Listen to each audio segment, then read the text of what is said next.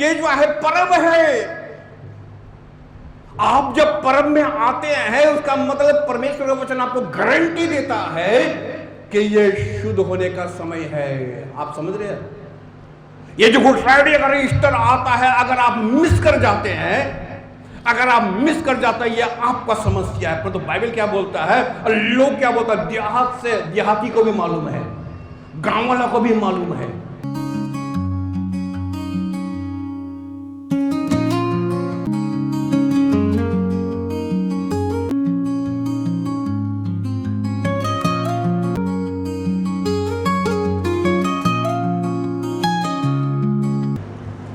आज palm Sunday, हजूर का इतवार, विशेष दिन,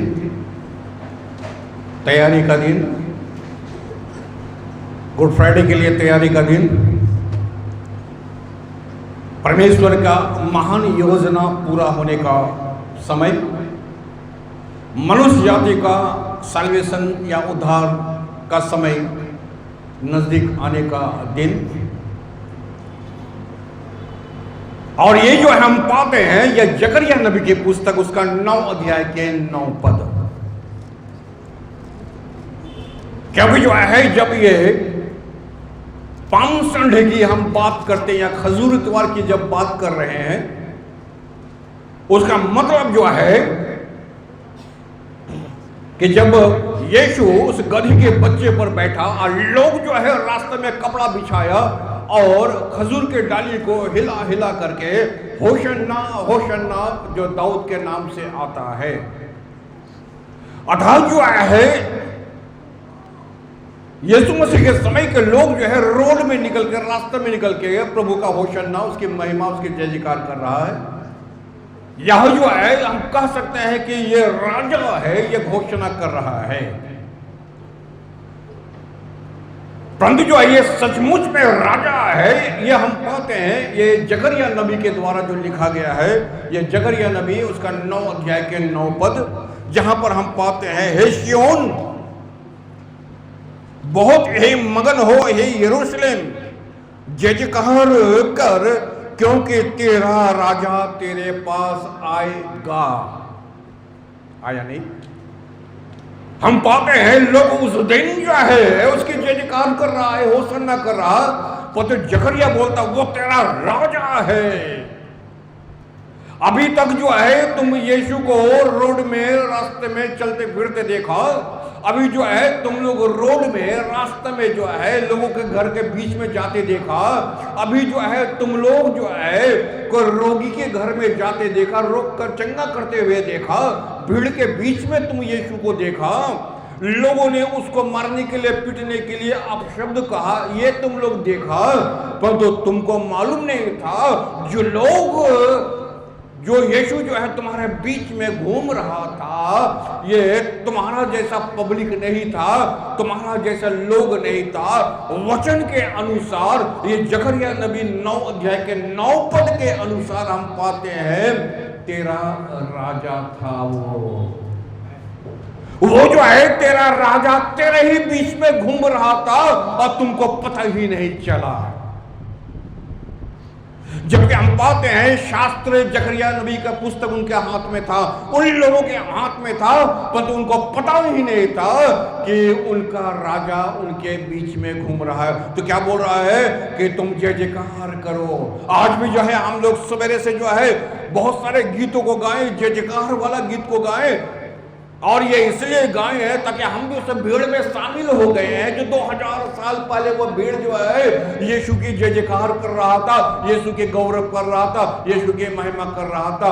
भले जो है उस समय वे लोग जो है बोलने मांग रहा था ये राजा है, परंतु उसका अभिषेक जो है वो तो बहुत पहले हो चुका है। और जकरिया नबी बोलता तेरा राजा तेरे पास आएगा, वो धर्मी है और उद्धार पाया हुआ है। वो जो है ऑलरेडी जो है परमेश्वर की ओर से अभिषेक किया हुआ है, वो तो उद्धार पाया हुआ है, और तेरा उद्धार करने के लिए वो इस धरती पर, इस जगत में आया है। वो दिन है और गधे के वरन गधी के बच्चे पर चढ़ा हुआ आएगा। इंडिकेशन दे रहा क्या? अर्थात राजा को पहचानने में तुम देर ना करो। ऐसे बाइबल में बहुत सारी घटनाएं हुआ है जो राजा था भी नहीं परंतु अपने आप को राजा घोषित कर दिया था। जैसे उदाहरण के तौर पर जब जो है दाऊद या साउल के पहले देश में राजा नहीं हुआ करता था परंतु लोगों ने जो है राजा मांगा और सामुएल नबी ने शाऊल को राजा बना दिया। जबकि उस वक्त हम पाते हैं राजा परमेश्वर हुआ करता था। लोग जो है कभी कभी जो है राजा को पहचान नहीं पाता, लोग जो है लोगों को पहचानने से चूक जाता है क्योंकि उसके पास शास्त्र नहीं है, ज्ञान नहीं है, समझ नहीं है। हम पाते हैं जब दाऊद जो है मर गया, दाऊद के बाद जो है उसका दूसरा बेटा जो है अपने आप को राजा घोषित कर दिया। परंतु हम बाद में पाते हैं कि दाऊद जो है उसको राजा नहीं बनाया, दाऊद तो सुलेमान को राजा बनाया था और उसके बाद जो है उसको वहां से भागना पड़ा क्योंकि वो अभिषेक किया हुआ राजा नहीं था। ऐसे बहुत सारे समय हम पाते हैं जब लोग राजा नहीं है परंतु अपने आप को राजा घोषित करता है। हम नया नियम में आते हैं, जब नया नियम में हम पाते हैं जब यीशु पैदा हुआ तो ज्योतिषी आया, स्वर्गदूत आया, ये सब ने कहा तुम लोगों का राजा पैदा हो गया है। और जब सबने कहा तुम लोगों का राजा पैदा हो गया है तो राजा भी सोच रहा तो फिर हम कौन है। अगर मेरे रहते हुए अगर कोई राजा पैदा हो गया तो फिर हम कौन है। और इसी डर से जो है 2 साल और 2 साल के नीचे का बच्चों को उसने मार डाला। वहां पर हम पाएंगे एक राजा नहीं 3 राजा का वर्णन है। और जो है अगर आप बाइबल पढ़े हैं तो शायद आज तक आपको खोज के मिला नहीं है, वहां पर 3 राजा घूम रहा था। एक स्वयं हेरोदेस राजा, एक जो है जो दाऊद के खानदान से अर्थात जो है दाऊद का जो है जो स्त्री का खानदान से आ रहा है अर्थात यूसुफ, अर्थात यीशु का संसारिक पिता यूसुफ, वो खुद जो है राजा के खानदान से आ रहा था, वो तो रास्ते में घूम रहा। और खुद जो है यीशु मसीह पैदा हो गया था तो वो भी राजा था।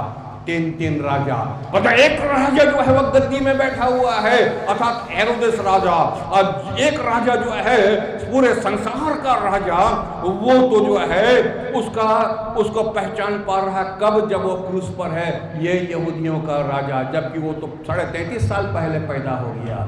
और जब 33.5 साल पहले पैदा हो गया तो लोग उसको पहचाना नहीं है, वो तो रास्ते में घूम रहा है। असली राजा रास्ते में घूम रहा, नकली राजा चेयर में बैठा हुआ है। आप पकड़ रहे हैं गॉस्पेल को, आप पकड़ रहे हैं।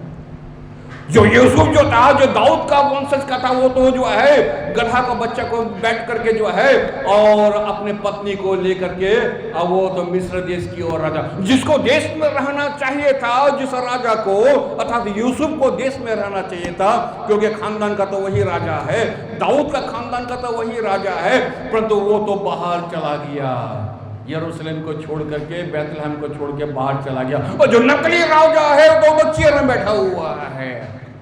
ऐसे ही होता है जब यीशु मसीह घूम रहा है, किसी को मालूम नहीं है कि ये राजा है, किसी को मालूम नहीं पता अपने जकरिया क्या बोलता, वो तो राजा है जो आ रहा है, वो तो दीन है, वो तो नम्र है। तुम्हें लोग जो है उसको पहचान नहीं पाया, तुम पहचान नहीं रहे हो।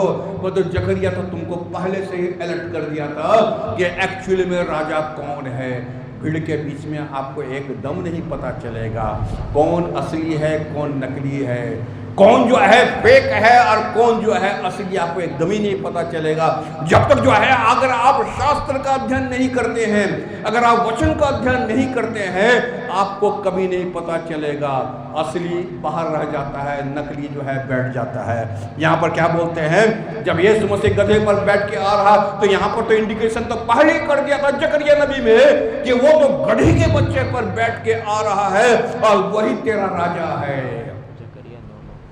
और निश्चित तौर पर लोग तो आपको हाथ पकड़ के नहीं बोलेगा भाई यही तेरा राजा है, यही तेरा राजा है, यही तेरा राजा है। लोग तो आपको हाथ पकड़ के नहीं बोलेगा। आपके पास दिमाग है, आपके पास समझ है, आपके पास अकल है, आपके पास शास्त्र है, आपके पास विद्या है, आप जो है वचन पढ़ने वाले हैं, आप पढ़ाई लिखाई किए, आपको तो खुद पता होना चाहिए कि राजा कौन है।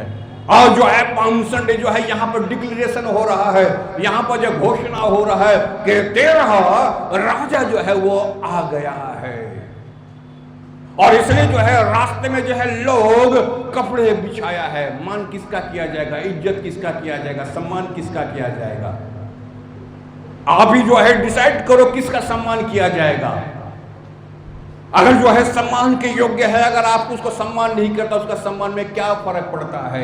और जो सम्मान के योग्य नहीं है, अगर आप उसको सम्मान दे दोगे तो फूल के चौड़ा हो जाएगा, क्योंकि वो तो सम्मान के योग्य था ही नहीं, परंतु आपने उसको सम्मान दिया है। ठीक है ना? आपने जो है उसको सम्मान दिया है, या आपके विषय है, आप किसको सम्मान दे रहे हैं, किसको आदर दे रहे हैं, तो आपका विषय है। और जो है लोग जो वहां पर जब कपड़ा बिछा रहा है तो लोग इंडिकेट कर रहा है यही मेरा राजा है, और होशन्ना और होशन्ना और होशन्ना। अर्थात जो है उस वक्त में ऐसे होता था, ये राजा जो है हम्बल किंग अर्थात दीन। अब अभी वचन में क्या पढ़े हैं? वो दीन है, वो जो है नम्र है, वो उद्धार पाया हुआ, वो धर्मी है। अर्थात जो है तुम्हारा राजा हम्बल है, नम्र है। ठीक है ना? नम्र लोग पृथ्वी के अधिकारी होंगे। जरूरी नहीं है कि नम्र व्यक्ति जो है आपका चेयर में बैठा होगा। नम्र व्यक्ति जो है पृथ्वी का अधिकारी कैसे होता? मूसा पृथ्वी का सबसे बोलिए नम्र जो व्यक्ति था, मूसा जो है पृथ्वी का, ये यीशु मसीह का गवाही है, वचन का गवाही है। मूसा जो है सबसे नम्र व्यक्ति था, परंतु घूम कहां रहा था? जंगल में। परंतु घूम कहां रहा था? जंगल में है। ये आपका काम है पहचानना। लोग उसके मारे पीटे, उसको कुड़कुड़ाए, उसके ऊपर बड़बड़ाए, उसको जो है जोश हो करना है करो, मारने उठो, क्या फर्क पड़ता है? अगर यीशु मसीह से 1500 साल पहले अगर कोई उसका मारने पीटने उठा तो क्या हुआ? जब यीशु मसीह का जमाना तो यीशु मसीह गवाही दे रहा, वो नम्र व्यक्ति था पृथ्वी का सबसे ज्यादा। और जो है हम पाते पहाड़ी देश में भी आ गया है कि नम्र व्यक्ति पृथ्वी का अधिकारी होगा। नम्र व्यक्ति पृथ्वी का अधिकारी सिर्फ नहीं होता है, नम्र व्यक्ति जो है वो स्वर्ग का अधिकारी होता है। नम्र व्यक्ति जो है स्वर्ग का अधिकारी होता है, और इसलिए मूसा का नाम जो है वो स्वर्ग में लिखा हुआ है। उसको जरूरत नहीं पड़ा है कि अपना ढिंढोरा पीटने के लिए, नम्र व्यक्ति है। तुम्हारा जो राजा है जो गधी पर बैठ के आ रहा वो नम्र है। और इंडिकेशन क्या दे रहा हो? तो गधी का बच्चा पर बैठ के आता है। पुराना नियम समय में ऐसा रिवाज था, एक नियम था कि जब एक राजा युद्ध करने के लिए जाता था और जब युद्ध करके अगर घोड़ा में बैठकर आता था तो लोग समझता था ये युद्ध करने वाला राजा है, ये जो है युद्ध से प्रेम करने वाला राजा है। और वही राजा अगर गधी पर बैठ करके आता था तो ये शहर के लिए, लोगों के लिए इंडिकेशन हुआ करता था ये राजा मजबूरी में इसको लड़ाई करना पड़ा, ये लड़ाई करने वाला राजा नहीं है, ये जो है शांति चाहने वाला राजा है। ये राजा जो है युद्ध नहीं चाहता है, इसलिए ये गधी पर बैठकर आया है। और यहाँ पर हम क्या पाते हैं? ये नम्र व्यक्ति का पहचान था उस वक्त में कि अगर वह गधी पर बैठ करके आता है तो वो नम्र राजा है। और यहाँ पर हम क्या पाते हैं? यीशु मसीह जब इस गधी पर बैठ करके आया तो परमेश्वर का वचन में जैसे लिखा हुआ जकरिया नबी की पुस्तक में कि वो नम्र व्यक्ति। इसके आगे भी हम पाते हैं दानियल के पुस्तक उसका 9 अध्याय के 25 पद में। और सेकंड देखते हैं फुलफिलमेंट ऑफ प्रोफेसी, जो भविष्यवाणी किया गया था। कुछ भी जो है वो राजा है, वो नम्र है, वो दीन है, वो परमेश्वर की ओर से भेजा गया है, वो उद्धार पाया हुआ। तो वचन क्या बोलता है? ये अचानक नहीं हो गया है। इसके लिए जो है परमेश्वर का वचन बोलता है, इसके लिए ऑलरेडी जो है पहले से भविष्यवाणी दानियल की पुस्तक में कर दिया गया था। 9 अध्याय का 25 पद। शायद ये आपको समझ में नहीं आएगा। यहाँ पर 483 साल का 483 साल का एक कैलेंडर है, आपको समझ में नहीं आएगा। फिर से मंडली को हम बोल दे कि अगर आप सोचेंगे इसको पढ़ करके आप समझ जाएंगे, यह बाइबल स्टडी का विषय है, आपको समझ में नहीं आएगा, परंतु फिर भी इसको रेफरेंस आपको पढ़ दे रहे हैं। दानियल के पुस्तक से लेकर के, दानियल से लेकर के यीशु मसीह तक 483 साल। फिर से सुन लो, दानियल के पुस्तक से लेकर के और यीशु मसीह के आने तक जो है 483 साल जो है ये कैलेंडर है, ये जो है डेट जो है वहां दिया हुआ। और ठीक जो है 483 साल के बाद ये घटना घटा है। चलो पढ़ो। इसलिए यह जान और समझ ले, ये जान और समझ ले। कि यरूशलेम को फिर बसाने की और यरूशलेम को फिर बसाने की आज्ञा के निकलने से लेकर आज्ञा के निकलने से लेकर अभिषिक्त प्रधान के समय तक अभिषेक प्रधान जिसको परमेश्वर ने अभिषेक किया था और यरूशलेम का टूटने से लेकर बनाने तक, यीशु मसीह के जाने के बाद कौन सी ईस्वी में यरूशलेम मंदिर टूटा? 70 में। ध्यान से रखेंगे, ये सब कुछ हो रहा रिकॉर्डिंग, आप गाने सुन लेंगे। 70 में जो है वो मंदिर टूटा। अब देखो दानियेल के पुस्तक में ये अचानक वो राजा नहीं आया है, वो अभिषेक आने से लेकर के मंदिर बनने से और टूटने से लेकर के, आगे पढ़ो, 7 सप्ताह बीतेंगे। 7 सप्ताह, 7 सप्ताह का मतलब है अगर ईयर में काउंटिंग होगा तो 483 साल। आगे फिर 62 सप्ताह के बीतने पर, फिर 62 सप्ताह का बीतने पर चौक और खाई समेत वह नगर कष्ट के समय में फिर बसाया जाएगा। और नगर कष्ट के समय में बसाया जाएगा। फिर अगर काउंटिंग देखेंगे, अभी जितना भी युद्ध अगर हो रहा है इजराइल को लेकर के, ये काउंटिंग है, समय का काउंटिंग है। ये आपको ऐसे समझ में नहीं आएगा, परंतु फिर भी आपको हम बता दिए हैं। हर चीज जो है परमेश्वर के वचन में हम पाते हैं, ईयर, सप्ताह, ये काउंट किया गया है। तो मेरा बोलने का मतलब यहाँ पर है, जो राजा जो आ गया है, जो नंबर है, दिन है, वो जो है ऑलरेडी उसका ईयर, साल काउंटिंग किया हुआ था और ठीक समय में प्रोफेसी और ठीक समय में जो है भविष्यवाणी वो पूरा किया गया है। लोग जो है, तीसरा पॉइंट, लोग जो है होशन्ना होशन्ना होशन्ना, जिसका अर्थ जो है ये होता है कि अभी बचा, अभी बचा, अभी बचा। लोग जो है वो बचना मांग रहे हैं। हम थोड़ा देर पहले बोले थे कोई मरना नहीं चाहता, ठीक है ना? एक व्यक्ति भी मरना नहीं चाहता। एक व्यक्ति के तो छोड़ो, एक चींटी भी मरना नहीं चाहता। अगर आप जो है एक चींटी को पकड़ने दौड़ोगे तो चींटी भी भागेगा आपके सामने से। क्यों? एक चींटी भी मरना नहीं चाहता, कोई नहीं मरना चाहता। मरता हुआ व्यक्ति भी कोई मालूम है कि मेरा समय आ गया है, तो फिर भी जो है दिल में एक चाहत होगा कि हमको बचा लिया जाए। यहाँ तो रहा कि आत्मा की बात हो रहा, यहाँ तो उद्धार की बात हो रहा, यहाँ तो साल्वेशन की बात हो रहा, यहाँ तो निजात की बात हो रहा, और यहाँ पर लोग कैसे चुक जाएगा कि लोग जो है कैसा चुक जाएगा कि हम ना बचे। अर्थात लोग जो है होशन्ना होशन्ना ये कर रहा था। जो हम लोग अभी पढ़ दिया मरकुस रचित समाचार भी थोड़ा देर पहले जो हम लोग अध्ययन किए थे, उसका 8-9 वचन संहिता 118 का 25 और 26। लोग जो है चिल्ला रहा था। अगर आप दूसरा गोस्पेल में अगर पढ़ेंगे, लोग क्राई का मतलब चिल्ला रहा था, जोर जोर से चिल्ला रहा था कि हमारे पाप के लिए हमको छोड़ दो, हमारे पाप के लिए हमको बचा लो।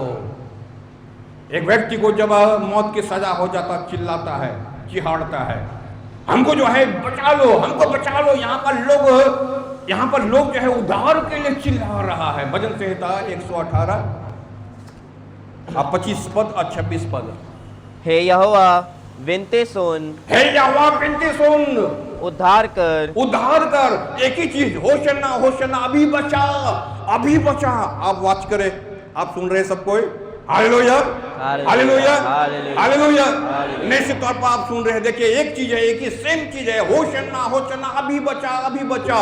और भजनकार यहाँ पर क्या बोलता है? हे यहोवा विनती सुन, हे यहोवा विनती सुन, उद्धार कर, उद्धार कर, अभी बचा हमको, हम पाप में मर रहे हैं, पाप में डूब रहे हैं, अभी बचा, अभी बचा। बचना सब मांगता है। आगे, हे यहोवा विनती सुन, सफलता दे, सफलता दे। सिर्फ यही नहीं कि तू सुन लेगा, सफलता भी दे। हमको कंफर्म कर कि हम बचना मांगते, हमको बचा, हमको बचा, हमको बचा। लोग बचना मांग रहे हैं। खाली चिल्लाने से काम नहीं चलेगा, परमेश्वर के साथ दबाव डालना पड़ेगा। अब दबाव कैसे होता है? इजराइल बोलता है, अर्थात जो है याकूब बोलता है, जब तक तू हमको आशीष नहीं देगा तब तक तुझको हम नहीं छोड़ेंगे। इसको बोलता है दबाव डालना, इसको बोलता है दबाव डालना। जब तक तू हमको आशीष नहीं देगा तब तक तुझको हम नहीं छोड़ेंगे। परमेश्वर बोलता है, जाओ मैं तुझको आशीष दिया, आज से तेरा नाम याकूब नहीं इजराइल होगा। दबाव डालना पड़ता है। मांगो तो तुम्हें दिया जाएगा, अरे तुम मांगते नहीं हो इसलिए तुमको मिलता नहीं है। आप आएंगे, दुआ करेंगे, प्रार्थना करेंगे, 2 गाना गाएंगे, 4 गाना गाएंगे, आप चले जाएंगे। और जब तक आप परमेश्वर से जब लेते नहीं है, अगर आप सीरियस नहीं है कोई मैटर में, अगर आप सीरियस नहीं है ना प्रेयर का मैटर में, ना वचन को अध्ययन करने का मैटर में, और ना चर्च के मैटर में, अगर आप सीरियस नहीं है तो परमेश्वर भी आपका लाइफ में कोई सीरियसनेस कभी नहीं दिखलाएगा। चर्च में आना और चर्च से जहाना, चर्च में आना, ये सिलसिला तो बरसों से चल रहा है, और जब तक यीशु मसीह नहीं आएगा तब तक ये चलता रहेगा। अगर आप दुनिया छोड़ के चले जाएंगे तो तुम्हारा बेटा बेटी, हमारा बेटा बेटी भी एक ही काम करेगा। ये जो है अलग बात होता है, सीरियसनेस एक अलग बात होता है। यहां पर क्या बोल रहा है, लिखा हुआ, हे परमेश्वर मेरी प्रार्थना को सुन, और लास्ट में उद्धार कर और सफलता दे। और सफलता दे माने हमको सफल दे। अरे तुम पूरा साल भर पढ़ाई किया है और अंत में जाकर फेल हो जाएगा तो क्या फायदा है तेरा। लोग बच्चा पढ़ाई करता सफलता पाने के लिए ना। अगर एक बच्चा अगर फेल कर जाएगा तो माता पिता का पैसा तो गया, समय गया तो गया, उम्र गया तो गया। आप जानते एक सफलता मतलब क्या होता है? रुपया गया, पैसा गया, समय गया, उम्र गया, एज गया, और लोग हताश, उदास, निराश हो जाता है। बच्चा जो है हताश, उदास हो जाता है। यहां पर दाऊद बोलता है, चिल्ला रहा, जैसे लोग वहां पर चिल्ला रहा था, होशन्ना, अभी बचा। दाऊद बोलता, परमेश्वर मुझको बचा और मुझको सफलता दे, मैं सफल होने मांगता हूं। आगे 26 पद, धन्य है वह जो यहोवा के नाम से आता है। धन्य है वह जो यहोवा के नाम से आता। तो यहां पर कौन आया यहोवा के नाम से? और परमेश्वर ने यीशु को भेज दिया अभिषेक करके, और भेज दिया क्या है, जकरिया उसका 9:9, क्योंकि तेरा राजा आ गया है, तुम्हारा राजा जो है आ रहा है। वो धर्मी भी है, उद्धार पाया भी है, दीन भी है, नम्र भी है। हे परमेश्वर, क्या बातचीत किया वहां पर 26 में? हमने तुमको यहोवा के घर से आशीर्वाद दिया है। और मुझको कहां से आशीर्वाद दिया है? यहोवा के घर से आशीर्वाद दिया। ये वो राजा है, ये जिसके पास हम क्राई कर रहे हैं, चिल्ला रहे हैं, वो तो हमको क्या कर रहा है? आशीर्वाद दे रहा है।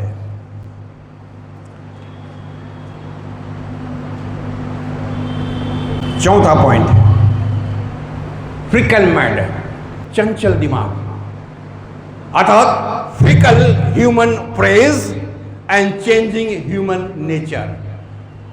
मनुष्य का जो स्वभाव है वो भी बदलाहट है, और मनुष्य का जो परमेश्वर को जो जय जयकार कर रहा है ये भी चंचल है, फ्रिकल है। फ्रिकल समझ रहे ना? ये कैसे पता चल रहा है? संडे का दिन में जो है, अर्थात पाम संडे का दिन में जो है, लोग जो है वो चिल्ला रहा है। संडे का दिन में जो है, ये मेरा राजा है, अभी बचाओ, होशन्ना, कपड़ा बिछा रहा है। फ्रिकल दिमाग, चंचल है। आज संडे है, आपको देख के बड़ा अच्छा लग रहा है। अगर कैमरा उधर घुमा दोगे और फिर जो है मंडे में कैमरा घुमा दोगे, देखिएगा मंडे का चेहरा अलग, ठीक है ना?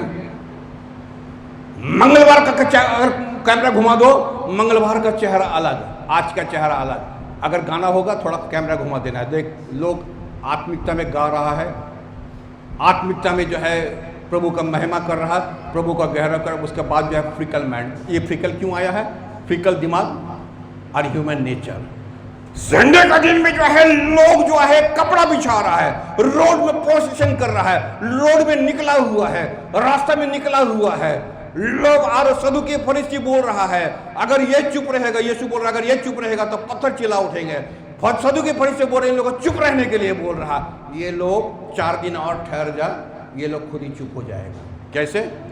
मरकुस रचित सुसमाचार 15 अध्याय का 14 पद, और इसके आगे जो है लूका उसका 19 अध्याय का 37। पहले 19 का 37 पढ़ो। कोई लोग जो है वो चिल्ला रहा है, अर्थात फ्रिकल ह्यूमन प्रेज माने महिमा, गौरव प्राप्त करना।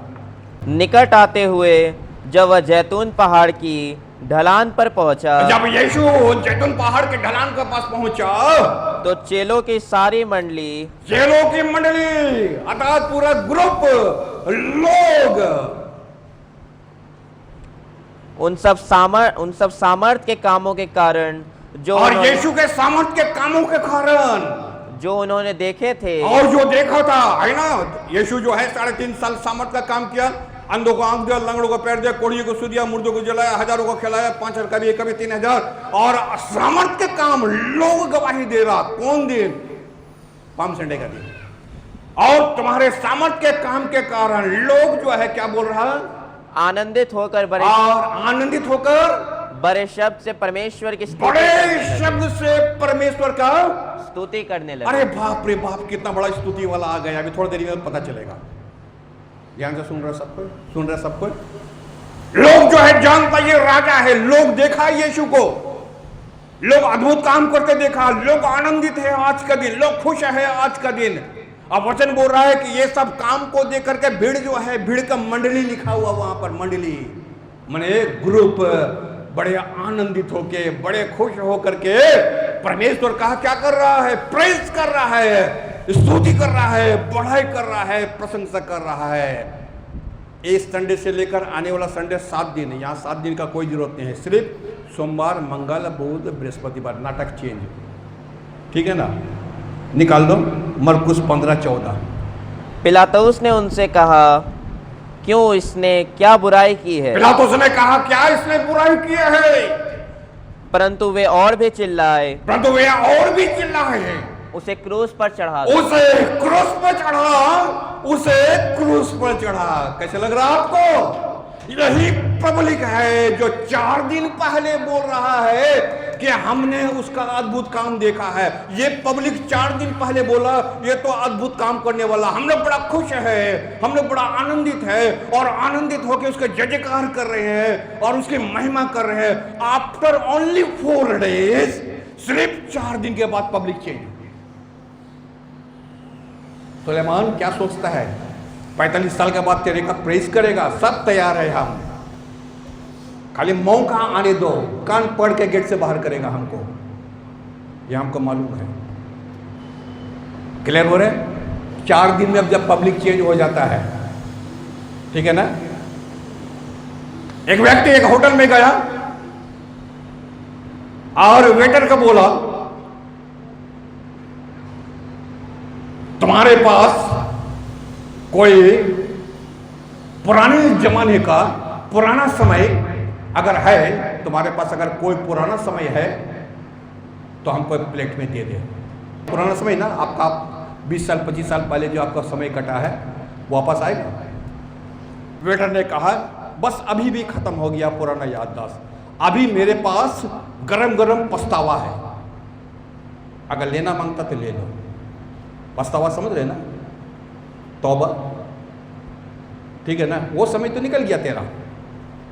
अभी अगर खाने मांगता पछतावा छोड़कर अभी क्या है, सब चुक गया है। क्या हो गया? चिड़िया चुक गई है। और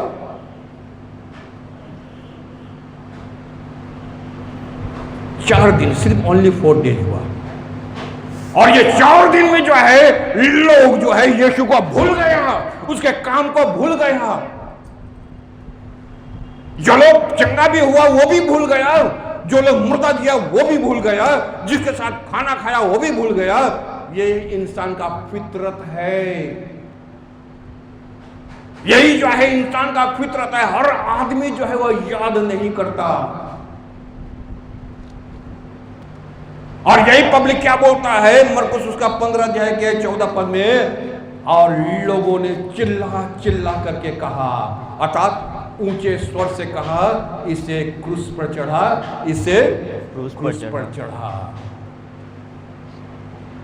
आप क्या सोचते हैं? प्रभु छोड़ के आपका कोई साथ देने वाला है ना? क्या आपको क्या ऐसे लगता है? आपका आभास होता है कभी? आप क्या सोचते हैं कि आपका मसीह जीवन जीने के लिए कोई आपका साथ देगा? अरे पास्टर भी साथ नहीं देगा, वो भी अपनी जिंदगी जी रहा, या मौत पीस भी थोड़ा देरी के बाद हमारा साथ नहीं देगा। जैसे ही प्रीचिंग खत्म होगा, इसका स्विच ऑफ होकर साइड हो जाएगा। आपको कैसे पता चल गया कि आपका कोई साथ देगा? साथ देने वाला बहुत कम रहता है। कोई यीशु मसीह का 12 चेलों का पट से याद करने नहीं मांगता, परंतु सिमोन कुरेनी को सबको याद करता है। आपको मालूम है सिमोन कुरेनी कौन था? कौन था? कोई बताओ, कौन था? कौन था? जो यीशु का क्रूस उठाने वाला। कोई मिनिस्ट्री नहीं किया, कोई सेवा नहीं किया जीवन में, कोई 3.5 साल वो नहीं घुमा, बाइबल में जो है उसका नाम जो है मेंशन हो गया या रिकॉर्ड हो गया, यही वो व्यक्ति जब यीशु का क्रूस उठा करके वहां तक ले गया, नाम मेंशन हो गया। तुम थोड़ा सा, बाइबल तो ऐसे ही बोलता ना, तुम थोड़ा सा पानी पिलाएगा तो स्वर्ग में यही याद किया जाएगा। क्लियर हो रहे ना? तुम्हारा थोड़ा सा पानी दिया हुआ यही काउंट किया जाएगा। तुम्हारा बड़ा बड़ा चीज के बारे में बोलेगा आई डोंट नो, हमको तुमको पहचानते नहीं है।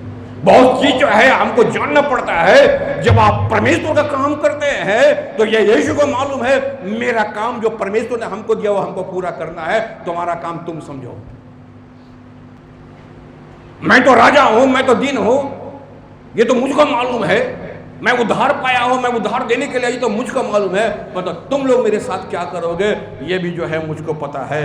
तो हम पाते हैं सवेरे में जो है 4 दिन पहले लगा फ्रिकल माइंड है, जो है चंचल दिमाग है, और जो है 4 दिन के बाद जो है इसका माइंड जो है ह्यूमन चेंजिंग माइंड जो है, नेचर जो है वो संडे का दिन में, उसके बाद जो है वो शुक्रवार का दिन में चेंज, बृहस्पतिवार के दिन में चेंज हो गया। जब यीशु मसीह जो है वो गधे के ऊपर बैठ के आ रहा, उसका मतलब ये मैसेज दे रहा, क्या दे रहा है? ये शांति का राजकुमार, मैं अपनी शांति तुम्हें दिए जाता हूं जो संसार तुम्हें नहीं देता। छठा पॉइंट है आवर हार्ट इज हिज यरूशलेम। अब हम पाते हैं कि यीशु मसीह जो है वो यरूशलेम की ओर जो है यात्रा किया। क्यों यरूशलेम की ओर यात्रा किया? यरूशलेम जो है वो जो है क्या ऐसे है? क्योंकि हम लोग को ये मालूम है यरूशलेम माने एक मंदिर है, यरूशलेम जहां पर परमेश्वर की उपासना होता। ये यरूशलेम जो है ये वो जगह है, और उस वक्त से आज तक जो है होता क्या, जब भी कभी फसह का पर्व होता है पूरा दुनिया से यहूदी यरूशलेम मंदिर की ओर वापस चला जाता है। और जो है उस वक्त ऐसा तैयारी होता था, हम पहले भी बोले होंगे ये, आस पास अगर जहां भी रास्ता घाट में अगर कब्र होता था तो उसको सादा चूना से रंग दिया जाता था ताकि टच ना हो जाए, क्योंकि फसह का पर्व आ रहा है, फसह का मेमना बलिदान होने पर है। और इसलिए जो है लोग जो है यरूशलेम की ओर प्रस्थान करता था। यूहन्ना की सुसमाचार 12 अध्याय के 12 पद और 18 से 19 उसी का, जहां पर हम पाते हैं यरूशलेम का महत्व क्या है। 12 अध्याय का 12 पद। दूसरे दिन बहुत से लोगों ने जो पर्व में आए थे यह सुना कि यीशु यरूशलेम में आ रहा है। बहुत सारे लोगों ने ये सुना यीशु यरूशलेम में आ रहा। ये पूरा चैप्टर आप पढ़ेंगे तो उसके आगे आपको पता चलेगा क्या यीशु यरूशलेम आएगा। मतलब जो है अगर यीशु यरूशलेम आएगा तो हम लोग उसको पकड़ेंगे, यह और शास्त्री फरीसी याजक महायाजक उसको पकड़ेगा। आप 18-19 पद पढ़ो। इसी कारण लोग उससे भेंट करने को आए, क्योंकि उन्होंने सुना था कि उसने यह आश्चर्य कर्म दिखाया है। तब फरीसियों ने आपस में कहा, सोचो तो सही कि तुमसे कुछ नहीं बन पड़ता। देखो संसार उसके पीछे हो चला है। देखो संसार उसके पीछे हो चला है। भीड़ के भीड़ जो है लोग यीशु के पीछे हो चला है। ये चैप्टर को अगर आप पढ़ेंगे, जहां भी मौका मिलेगा, कोई भी अगर हमको इन्फॉर्म करेगा कि यीशु वहां है तो हम लोगों को बताना ताकि हम लोग उसको पकड़ ले। अब यहां पर बातचीत कर रहा है महायाजक, याजक बोल रहा है यरूशलेम तो वो जरूर आएगा क्योंकि पर्व है। ठीक है ना? जो जितना भी भागा हुआ है पर्व का दिन तो आएगा ही आएगा। क्लियर हो रहे हैं ना? जो कहीं भी भागा हुआ है, अगर आत्मा थोड़ा भी जिंदा है, अगर वो होश में है, होश समझते ना, होश में, अगर वो होश में है थोड़ा भी, अगर पूरा आईसीयू में चला गया तो बात अलग है। कुछ मेंबर पूरा आईसीयू में चला गया तो बात अलग है। आईसीयू में कुछ होने वाला नहीं, वो बेटा को मरना ही मरना है, वो मरेगा ही। ठीक है ना? वहां पर डॉक्टर बिल बढ़ाने के लिए तेरे को घुसा के रखा है। ठीक है ना? तो पहले से ही आईसीयू में था, डॉक्टर समझ गया इसलिए आईसीयू में घुसा करके रखा है। हर तरह का आदमी है, चतुर आदमी भी है, चालाक आदमी भी है। बदमाश को कैसे बदमाशी के साथ किया जाएगा उसका भी व्यवस्था करना चाहिए, ठीक है ना।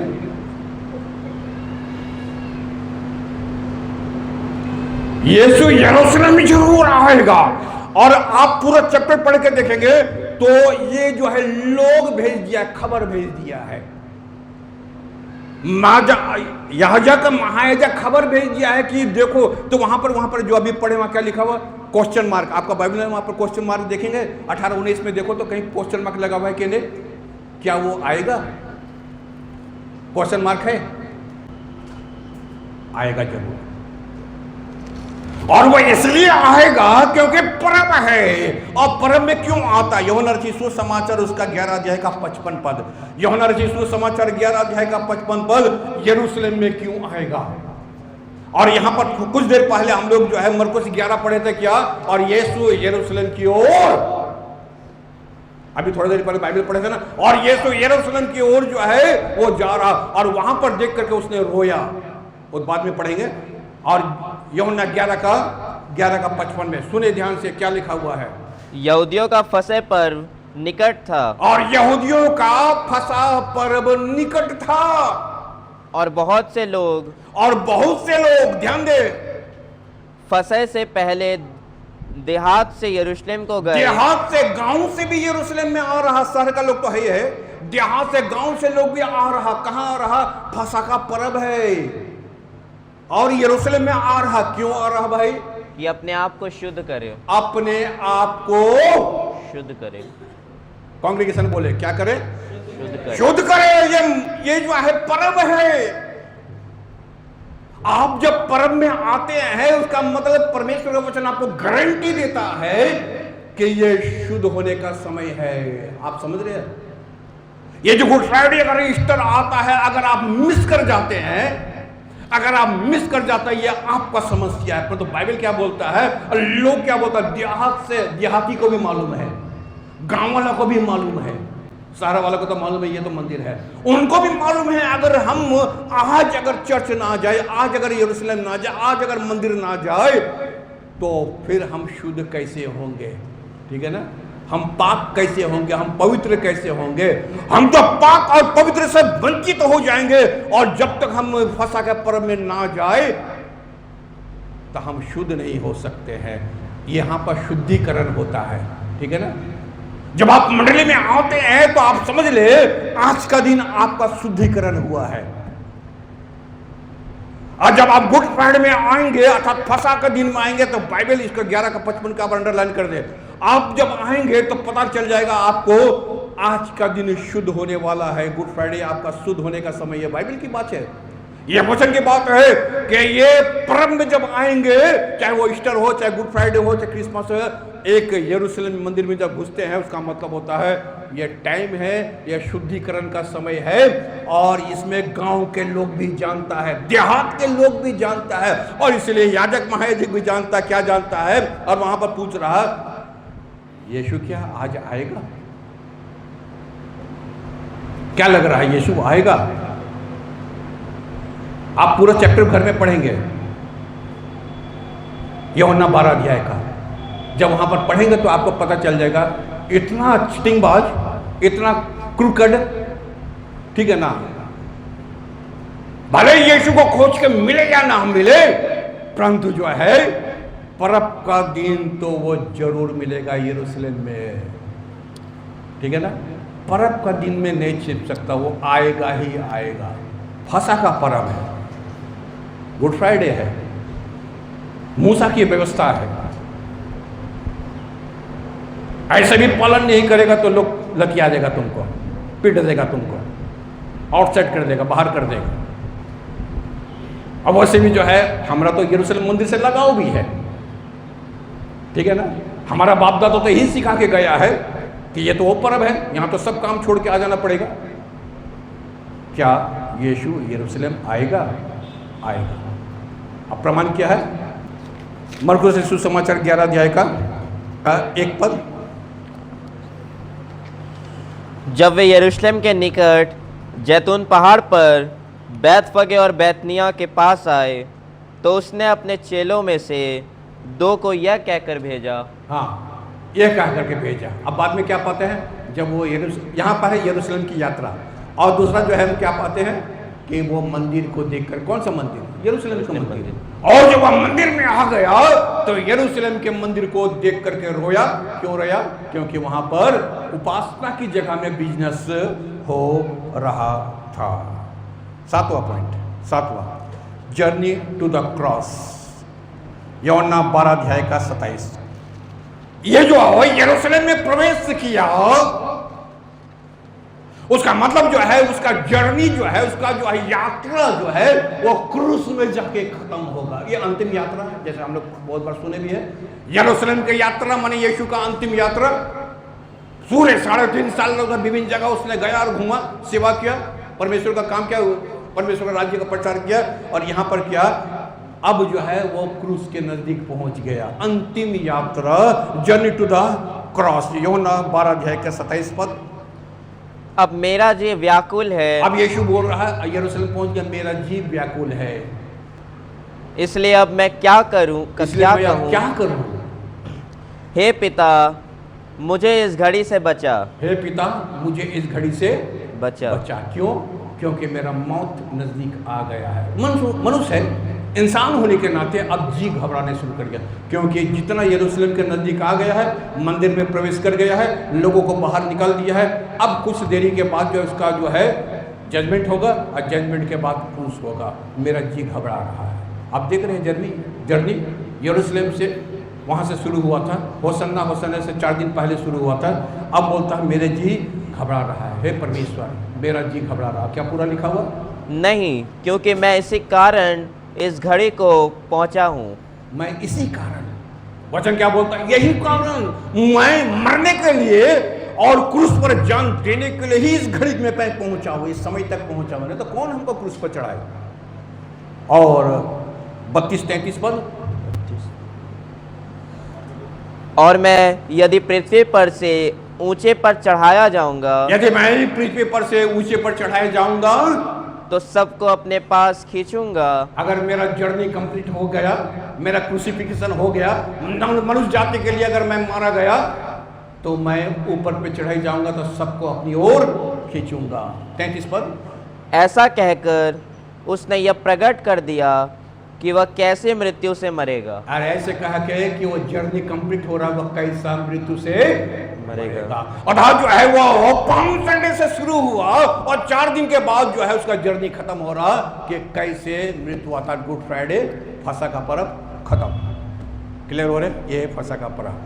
अर्थात जो है वो जो है मूसा का अगुवाई में आता, मिस्र से निकला और जो है कनान में जाकर के खत्म। ठीक है ना? वहां 40 साल का टाइम लगा और यहां 33.5 साल का टाइम लगा। और आज और हम जो है शुरू के जिस दिन से हमने प्रभु को पाया, जिस दिन से हम लोग प्रभु को जाना, हमारा जर्नी यहां से शुरू होता है और जाके कहां खत्म होगा? जाके खत्म होगा जब यीशु मसीह का सेकंड कमिंग आएगा, दूसरा आगमन आएगा। और उस वक्त जो मसीह में, जो प्रभु में, जो मंडली में, जो चर्च में प्रभु के प्रति फेथफुल रहेगा, विश्वास रहेगा, तुम्हारा जर्नी वहां खत्म होगा। हर व्यक्ति का एक तो जर्नी होता है, ठीक है ना? शुरू कहीं से करेगा तो खत्म भी उसको करना ही पड़ेगा। आप जैसा जर्नी शुरू करोगे, जैसे खत्म करेगा, ये आपका पर डिपेंड करता है कि आप कौन सा जर्नी शुरू किया। मूसा जो है वो जर्नी शुरू किया था, खत्म नहीं कर पाया, ये उसको खत्म कर पाया। यीशु जो है वो जर्नी शुरू किया, उसके बारे में लिखा हुआ था, पाम संडे से शुरू किया और जो है 4 दिन जो है वो यरूशलेम में अर्थात क्रूस पर जा करके अपना जर्नी पूरा किया। तो आज जो है हम लोग पाम संडे को देखे हैं, ये वो जो है समय है जब जो है यीशु का अंतिम यात्रा जो है यरूशलेम की ओर हुआ। और ये यात्रा वो यात्रा था, लोग जो है उसका राजा माना जबकि वो राजा था, और बाद में जो है लोगों ने मुकर गया। इसी यीशु को बोला क्रूस पर चढ़ा, परंतु यीशु बोलता मेरा मन तो व्याकुल है, परंतु परमेश्वर ने मुझे इसीलिए चुना है और मुझे मृत्यु लेना ही पड़ेगा। और जब मैं ऊपर में चढ़ाया जाऊंगा तो तुम सबको भी अपनी ओर खींचूंगा। परमेश्वर हम सबको बहुत बहुत आशीष प्रदान करे। धन्यवाद।